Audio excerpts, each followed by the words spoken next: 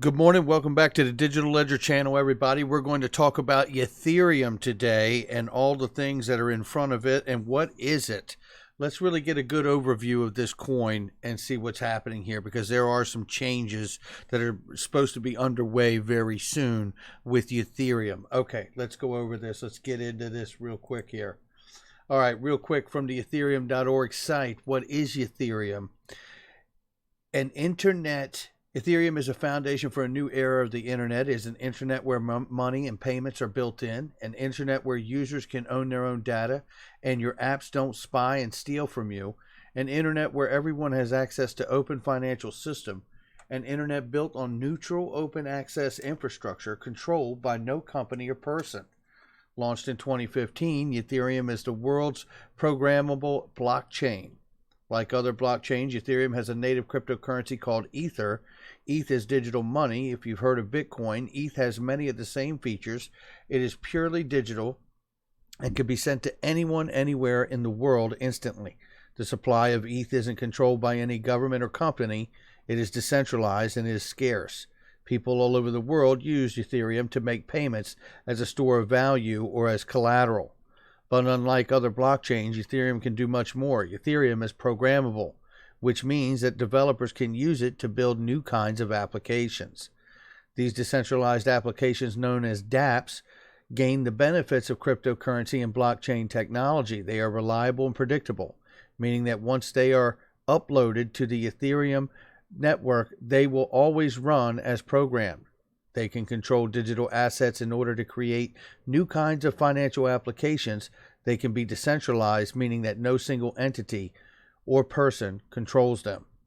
Right now, thousands of developers all over the world are building applications on Ethereum and inventing new kinds of applications, many of which you can use today.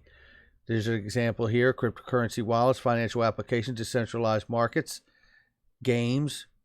Ethereum Community is the largest and most active blockchain community in the world. It includes core protocol developers, crypto economic researchers, artists, cypherpunks, mining organizations, ETH holders, gamers, app developers, grandmothers, anarchists, Fortune 500 companies, and as of now, you.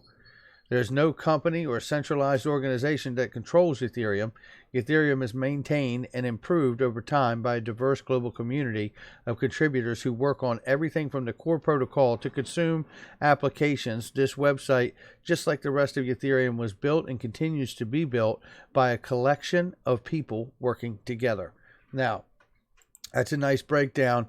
Here's another real quick breakdown of Ethereum. Let's just take part of this. Is an open source public blockchain based distributing computing platform and operating system featuring smart contract scripting functionality. And that's the part that they didn't say on the Ethereum.org site, which kind of fascinates me that they didn't have that there. It supports a modified version of Nakamoto consensus via transaction-based state transitions. Ether is the cryptocurrency generated from the Ethereum platform as a reward to mining nodes for computations performed, and is the only currency accepted in the payment of transaction fees.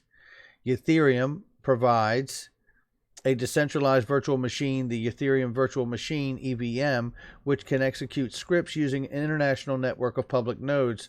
The virtual machine instruction set, in contrast to others like Bitcoin script, is Turing complete. Gas, an internal transaction pricing mechanism, is used to mitigate spam and allocate resources on the network. Ethereum was proposed in late by 2013. Vitalik Buterin, a cryptocurrency researcher programmer. Development was funded by an online crowd sale that took place between July and August 2014.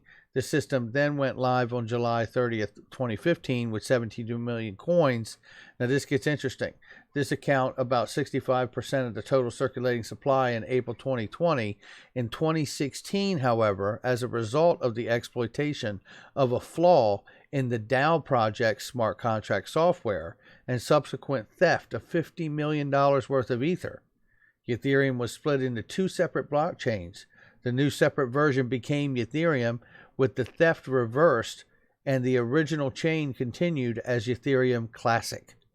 Ethereum is currently developing and planning to implement a series of upgrades called Ethereum 2.0, When implemented, Ethereum 2.0 would transition protocol to proof of stake and increase transaction throughput by using sharding technology.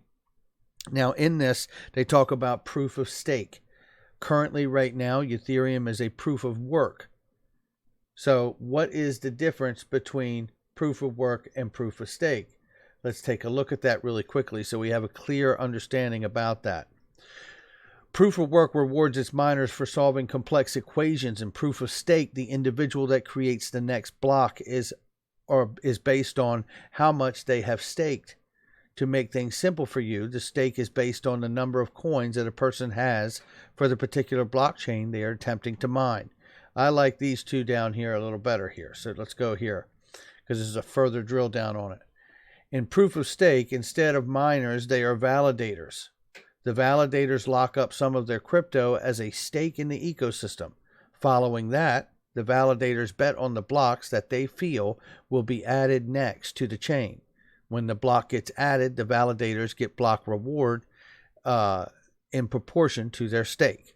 Now, I like that a lot. That there is a little more clear about how it goes. So, okay, so now looking here, proof of work, let's take a look at this really quickly. Proof of work is a requirement to define an expensive computer calculation, also called mining, that needs to be performed in order to create a new group of trustless transactions, the so-called block, on a distributed ledger called blockchain. Miners are rewarded with crypto. Okay, now let's go here because the reality is that there is supposed to be a changeover from Ethereum 1.0 from proof of work to Ethereum 2.0, which will be proof of stake. Now let's just take a look at some of this because this is interesting, because what if the question is, for those of you out here that hold Ethereum, what happens if I hold Ethereum 1.0 and they change over from proof of work to proof of stake? What happens to my Ethereum? Well, let's find out here. There are two important factors to consider when it comes to migrating from Ethereum 1.0 chain to the Ethereum 2.0. First, we have the need to migrate existing Ether over, and secondly, we have to transition the state of the chain over. The current proposal is that in Phase 0, users in the Ethereum 1.0 chain will be able to lock their Ether up in a contract, and it will be credited with the same amount of Ether on the beacon chain in Ethereum 2.0. At that point, they can stake that Ether and begin to earn rewards on the ETH 2.0 chain. However, there is also some community interest in creating a two-way bridge for that Ether between 1.0 and 2.0 chains. Let's take a look at some of the pros and cons here. For a one-way bridge, the pros are steady security, deposits can only go up, less complexity for early stages, keeps forks isolated to each chain. The cons of a one-way bridge: high lockup risk for early stakers, at least 1.5 years. Potential for two coins via future markets. Fragmented community and economics. A two-way bridge pros: less risk of lockups, more deposit inflow. Keeps just a single ETH token and no beacon ETH, only if issuance of ETH 1.0 is changed. If issues arise with ETH 2.0, can bring coins back.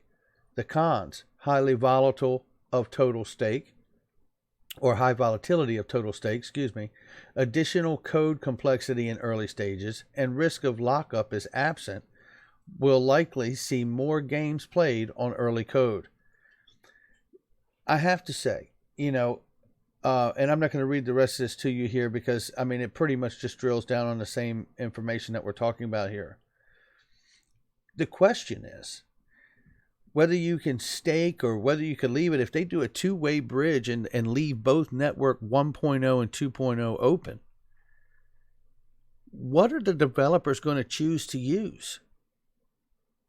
Is it going to be the 2.0 where you stake the Ethereum? What is going to get used more, and what will have more value?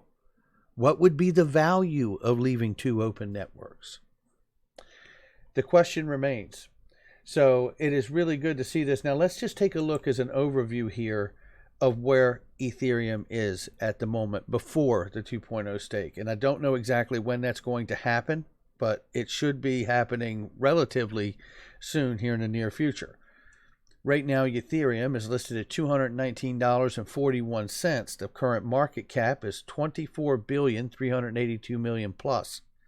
24-hour on this day is at 14 billion plus, and the total circulating supply is 111 million. Is that right? Yeah, 111,127,000 plus. So that's where we are on this day with Ethereum. I hope in some way I've been able to bring a little bit of clarity to what is going on with Ethereum. This is a series that I'm covering. If you guys have other coins that you're interested in, you want to see us cover and talk about here on the Digital Ledger channel, leave a comment in the comments, let me know, and I will certainly try to get to it. And also to let you know, I will also be doing a series covering exchanges, some of the more major exchanges, Coinbase, Binance, BitTrue, Kraken. I will cover these exchanges and we will definitely check them out. So stay tuned for those as well. And if you have any recommendations of other exchanges that you'd like to see, let me know about that too. Remember, hit the like and subscribe. If you like the content, please share it with others, and we'll see you guys on the next one. Take care.